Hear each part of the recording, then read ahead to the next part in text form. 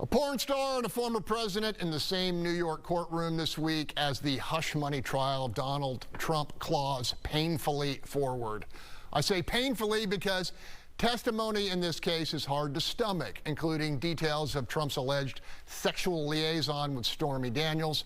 Mercifully, we will spare you and instead move to the critical nature of the upcoming testimony of Mr. Trump's former lawyer, Michael Cohen, who will tell jurors the former president falsified business records by laundering the hush money payments as legal expenses.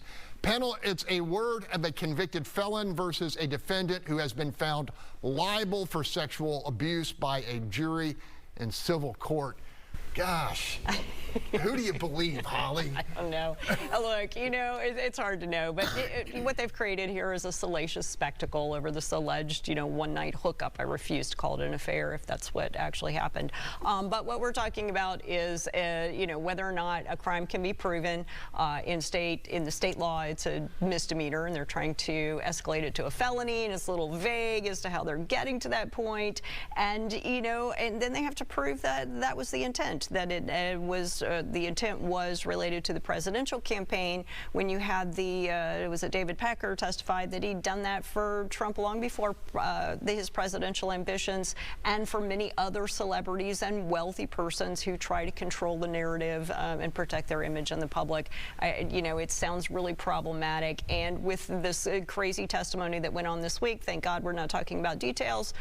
There's a good chance we're going to see another Harvey Weinstein situation where you end up with a problematic outcome. Okay, watch this.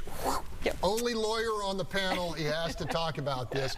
Look, Bill, you called this a weak case to begin with. Have you heard anything that connects the dots? No, I still think it's a weak case, and I do think it's selective prosecution. I don't think there's any doubt about that. They've proven that he's a sleazebag, and they've proven that he's a pathological liar. But those are not crimes, The political question to me is this ever going to start cutting into the evangelical base? And just from talking to my evangelical friends and family members, they're beginning to sort of get fed up with the guy, and that's showing up in the polling a little bit. If he loses that at all, it can make a big difference in the election. But I just don't understand how. I don't understand how evangelicals can stand by this guy when you see this kind of stuff going on. I don't get it. Final 30 to you tomorrow. This is Trump's. This is what the song playing in his head. It's hard out here for a pimp. So he is in a whole another world on this because, as Holly said, she was just one of the row. I agree with you. This was not an affair. This was like, Captain Saberho got an hour. You available? Okay. So, I mean it. And as Bill said, for them to still be following this fool, what more does he have to show you? He does not care.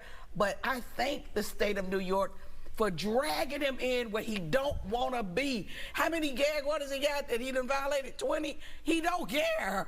All right, Paul and Charles can thank me later. The move